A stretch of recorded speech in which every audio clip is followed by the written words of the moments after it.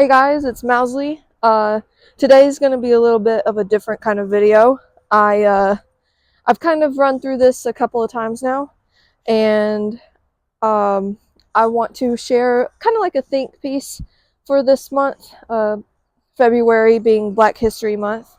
I really think that it's important to acknowledge this, especially during, the tumultuous time that is right now here in America. And I kind of wanted to make a video talking about um, the lessons I have learned from the Black community, uh, because they have impacted us as a whole, as a world. And I think that it's really important to acknowledge these things and not just try to, you know, cover it over under the rug or whatever, like some people want to. So, in today's video, I'm going to do a little bit of a yap session on some hip hop artists, um, mainly being Tupac, Kendrick, Doechii, and MF Doom. They're like my muses for this kind of piece. I was really inspired by the Chaos Project, his channel here on YouTube. It's K-OS Project. And I really love his editing style. What he does is he lets the kind of videos, music, and interviews that he adds to his video speak for him. So he'll come in and he'll have like his little uh, interjections where he kind of like drops some stuff, but he mainly like stitches together these interviews and really lets them speak for themselves. And it's actually what inspired this little think piece, because I just, in that moment when I was watching his video, he had several interviews from Tupac Shakur in there, and I got really inspired in that moment, and I was reflecting on everything that's happened recently, and that's just the intro to this video, basically. That's the reason why this video is going to exist. Now, my first couple of runs through this video, I stuttered a lot, and I didn't really feel comfortable. I didn't have that groove, that flow that I wanted to have to compel this video. So I'm keeping that one in my phone as kind of like a basis, at least for right now, so that I can see the difference between these two. But without further ado, let's go into lesson number 1, which is perseverance. So this is one, and okay, so everything that I'm talking about in my notes kind of bleeds into the other. It's a circle. And perseverance is one of the biggest ones that I have learned from the Black community. When in the face of adversary and hate, and when in the face of any kind of obstacle, you got to choose to pick yourself back up. And that is really hard for me. I am a pessimist. I am. So when things don't go the way I want them to, I usually just kind of sit there and I wallow. And so through observing the art put out by the Black community, especially with hip hop, and speaking of the troubles and tribulations, an example could be Good Kid, Mad City, where Kendrick's having to kind of grapple with everything going on around him. But he doesn't stop, he keeps going. And so it's perseverance. So that lesson is one of the hardest pills to swallow, but one of the most important that leads to the rest of my pointers. So I'm going to read what I kind of wrote down here. Continuing on and working on the self and the community. Looking out for each other causes a ripple effect throughout the entire community and changes the mind and the output. And so when you work on yourself and you have the perseverance to get up in the face of whatever may come in your way, when you have that perseverance, it's a lead by example kind of thing. And so you inspire others, which kind of leads me into lesson number 2, self-cultivation. So condition the self and take the reins of your life. When you be authentic to your heart and do what you love and put your passion into it, you are teaching others to do the same. It becomes accepted and even seen as a positive. The easy way to do something may not be the most honest or gratifying way. You gain knowledge and experience by putting your heart into your craft and by making your own pin, so to speak, which kind of leads me to a quote from The Heart Part 6 from GNX, where Kendrick says, studied his style to define my pen, where he's talking about how he looked up to Tupac, and that in turn kind of influenced his own style. So to kind of go through this self-cultivation, through Tupac finding his own voice and putting his own art out there, Kendrick got inspired and in turn has put his own art out there, which has inspired other artists too, or even just people like me in our day-to-day lives. Lesson number 3 is family. Family changes the mind and the self. You got to take care of yourself and take care of your others. Be there for the kids and change the future. Provide for the family and watch them thrive. Be real, be honest, love unconditionally, discipline when needed, and teach the youth how to do well for themselves without destroying their dreams. So this was a part that I wrote from the Chaos Project's. He had a section in his video where he inserted a interview with Tupac. Now, I'm not certain of the name of this interview or when it was, but Tupac was walking with a young woman, and they were kind of talking about his family and his troubles and stuff with his mom growing up. And that part really, really hit hard for me. Growing up, I too had a lot of troubles with my mom. I was even kicked out of the house too. I was sent to live with a cousin for about a good week. So it's hard because as a kid, right, you observe everything around you and you soak it in like a sponge. And so you see, it's monkey see, monkey do. And so when you see other people, how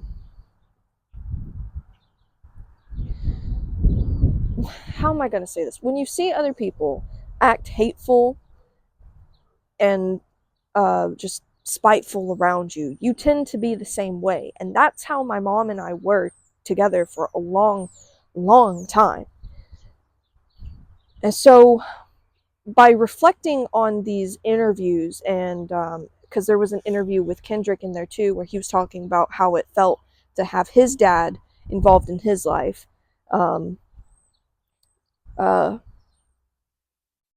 That's a big fly. What the hell? But anyway, so when you have that stability, man, I'm losing my JoJo. When you have that stability and you have that support group around you, not just like blood family, but friend family too. When you have that around you, it builds you in a different way, and you impact your community by how they impact you. It's a kind of back and forth, so to speak. It's a two-way street. So what you see is is what you're going to put out. And sometimes, going back to lesson number 2, self-cultivation, sometimes you have to be the bigger person and pick yourself up and do better for yourself, even when everything around you is not doing that. And by that example, you are teaching the future, the youth, the family, you are teaching them to do better for themselves too, without crushing their dreams. Because you're showing that you are completing your own dream and you don't have to put yourself down. So I hope that made sense, because it makes sense to me, but I also went off on a little bit of a tangent and didn't follow my notes exactly. So I hope that made sense. So lesson number 4 is reformation. We as humans change and alter over time in our lives. Sometimes we do things we're not proud of, or are in a section of our lives that isn't good for us or anyone around us. It's through our power, our self strength, and faith in ourselves, or whatever gets us through, that we emerge from the cocoon of the dark and become the butterflies that we are meant to be. That's kind of a nod to Pimp a Butterfly. Um, that is to say, we should always strive to do better, to be better. We can change ourselves or reincarnate to understand the past, our present, and how that affects our future. For example, MF Doom rose up and changed after the death of his brother in KMD. He picked up Doom, creating a unique persona and style, a reform, so to speak, of himself. He wasn't looking to make radio plays. He was looking to speak, to make art. He wore many hats, a producer, a rapper, a story writer, and they were all him. He could have stayed down, drifted away, but instead he rose up and changed his flow and angle, creating a ripple effect we still feel today with artists like Doechii. So, my little section here about he wasn't looking to make radio plays kind of reminds me of a quote from Tupac, where he was speaking of how you, the consumer, can choose to listen to the radio, which is going to play like the party songs, things that America wants to hear, you know? Kind of going into Kendrick's Uncle Sam at the Super Bowl, of what wants to be heard. Something that's not real, per se, you know? So Tupac was basically saying, I don't know, it depends on someone's balls. If a man got little nuts, it's going to start getting back to a different type of rap. Partying, all that. Because that's what we talk about when they don't want to let us talk about what we really want to talk about. So it depends. You can listen to the radio, listen to what people want to be talking about, which that's the end of the quote, but I put in parentheses nothing. So they don't really want to hear something substantial. They just want something that's going to pacify, right? And then I wrote in parentheses beside that as well, or listen to the underground, which is talking about truth. So it doesn't, that part, the truth part, Doom created like a persona, but he still had his life incorporated into his music. But I just find it so fascinating how everything just kind of bleeds in together. Again, I don't know if that makes any sense. It makes sense to me, but I don't know if it makes sense me speaking it out, because in my brain my words sound better than when I'm trying to speak out, because for some reason it's just like whatever. Anyway, so going off of Reformation, I have a whole section on Doechii that I'm excited to share with everyone. So Doechii is another example of an artist who has reformed. Her style has varied and changed a lot over the years, and she's gained experience and confidence in herself and her pen. She is also not afraid to be theatrical and whimsical, which is already starting to change the scene in hip-hop. She never stopped, even when no one paid any mind to her at the start. She has continued to put out what she wants to hear and do. By being unabashedly herself, she is teaching the youth and admirers to like themselves and not be afraid of being seen. Which kind of ties back into the family aspect. We as a community, whether you know your neighbors or not, you're a type of family. And so by you putting out and you putting yourself out there and expressing your way one way, it's going to trickle down and it's going to affect everyone. For example, I remember in a couple of videos that I saw some interviews with Tupac. I believe he was expressing about how a lot of the youth will listen to the music and then go out and do it. I'm not incredibly sure the exact quote or interview or anything, but I believe that I heard that.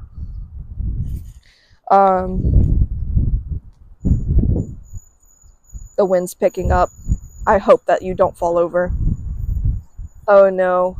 Okay, we're going to try to get through this last part. This is lesson number 5, and this is the last lesson. This is do everything with flair. So another pointer I've learned from the Black community is to do everything with a swagger. Look good and feel good. Be bold, be brave, and be you. Don't mind anyone else. Put effort into looking good, and you will be an effortless beauty. And I know that's kind of like, what's the word I'm looking for? It kind of cancels each other out, to put effort into looking effortless, but it's true. When you carry yourself and express yourself through a style, no matter what it looks like, when you carry yourself with a confidence, people are going to look at you and people are going to see you, and that's going to inspire others. Another example of that could be the Tignon of, I believe they were under Spanish rule in Louisiana. So there was a rule put out to kind of, put enslaved black women, in their place. And basically, the Tignon was I think I'm pronouncing that right. I hope I am. But it was a head wrap that was meant to cover their hair and everything, so they couldn't wear their hair certain ways. But they took that, going back to perseverance, in the face of that adversary, they took that and decided to add jewelry to it, patterns, because it didn't say any, the law had never said anything about like you couldn't wear it a specific way. It just said your hair had to be covered. So they started adding jewelry and different styles and all sorts of stuff to it, and making it their own. And because of that, white women of the time took notice of it and started wearing them too. So that's going to lead me to, some other pointers in this section of do everything with flair. But because they took notice of it, the law had to be kind of, like taken away, because it was no longer an oppression; it was a self-expression. Um, let's go on. Let's go on, to Kendrick. So another example of do everything with flair is Kendrick. Specifically right now in his 2025, 24-25 GNX era. I'm kind of trying to channel that a little bit with this Letterman jacket I got, where he looks just refreshed and youthful. There's a bounce to his step and to his performance and how he holds himself. And because of that, he's making waves, he's making that ripple across the industry and across like just culture as a whole. And I just think it's so awesome. I don't really have any other way or word to describe that. It's just awesome. That self-expression and that confidence in himself is going to bleed through to other artists and other young people out here in the world, much like how Tupac affected him. Uh, so going back to, Louisiana here for a moment, Marie Laveau. If you don't know about her, she is considered the voodoo queen of New Orleans. So she was a light-skinned woman. I don't remember the time period of her, like her exact years, but she lived around the later 1800s, and she made a name for herself by giving services for, the voodoo practice. Like she did a lot. Like she, helped out with incarcerated people. She, healed people. It didn't really matter their race or stature, like their, what is the word, level in the hierarchy, whatever it is. Um, if they were rich or if they were poor, she would help everyone. And she was a devout Catholic, and she also, did voodoo. But a lot of people recount, going back to do everything with flair, a lot of people recount her dress, like how she would dress herself. And she was always known to wear something really well put together. She would always wear, let me see, she would dress nice and she would wear lots of jewelry. And she was also recounted of going into the square a lot, the town square a lot, and she would dance or perform or something, which draws attention. So it was kind of, she was doing her practice, But she was also kind of advertising, I guess, in a way. But because of that flair, that swagger, she had a lot of people look up to her, and they believed in her, and she was like a figure of and still to this day, she's a figure of rising up, perseverance, because she had to deal with the law a lot. She was persecuted a lot, but she still rose up. She still continued to help people while looking good while doing it. Uh, all of that. Let's where am I at? Oh, here. Um, Dochi. So going with doing everything with flair, Dochi has really shown that, especially here at the 2025 Grammys, where okay, do you have to be so noisy? Anyway, but Dochi, I think about her Grammy outfit a lot and how she plays with like the sharp silhouettes and the patterns and the styles and everything. It's just this really nice swagger while being whimsical and playful with like the elements of fashion. It's just so awesome, man. It is.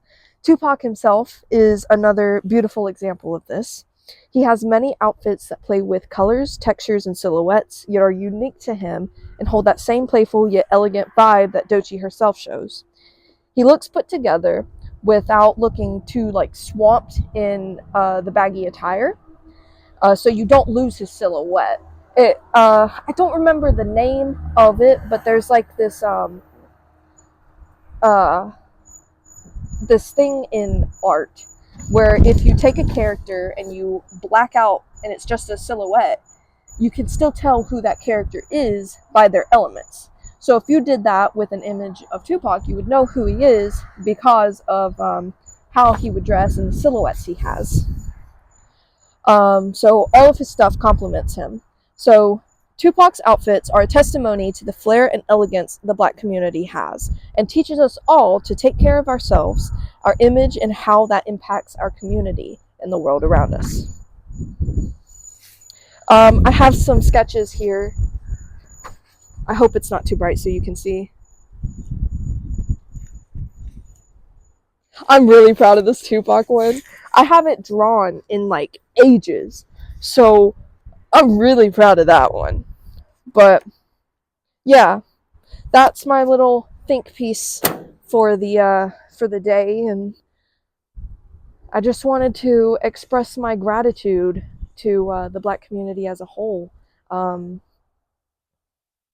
they've done so much for the world as a whole, and we've learned so much from them, and we're continuing to learn. And through these lessons, I myself in my life have learned that we are woven together as a people, and we have to keep going and be together, not apart, but together.